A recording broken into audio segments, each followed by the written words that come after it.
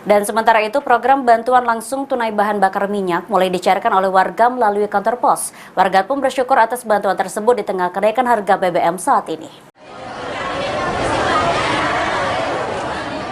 Ratusan keluarga penerima manfaat rela antri di kantor pos Batu Raja untuk mendapatkan bantuan sosial yang terdampak kenaikan BBM.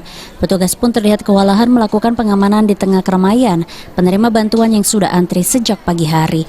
Ria Susanti, salah seorang penerima bantuan, mengatakan BLT BBM yang diterima sebanyak Rp300.000 untuk 2 bulan.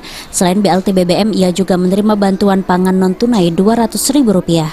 Selama proses pencairan, Ria mengaku tidak alami kesulitan, hanya ngantri yang ramai, sehingga dirinya harus berimpit-impitan. Bantuan yang diterima ini sangat membantu dan akan digunakan Ria untuk keperluan sehari-hari. Bantuan 150 itu untuk BBM minyak ya, yang 200 itu ini apa?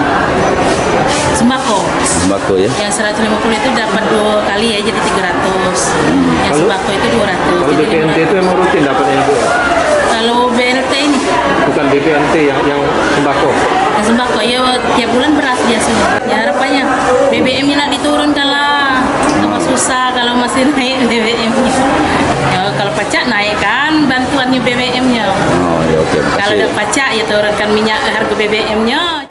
Kenaikan BBM saat ini cukup berdampak bagi Ria dan warga lainnya, dan besaran bantuan Rp150.000 per bulan karena tidak cukup sebagai kompensasi kenaikan harga BBM. Ari Pranika, PAL TV.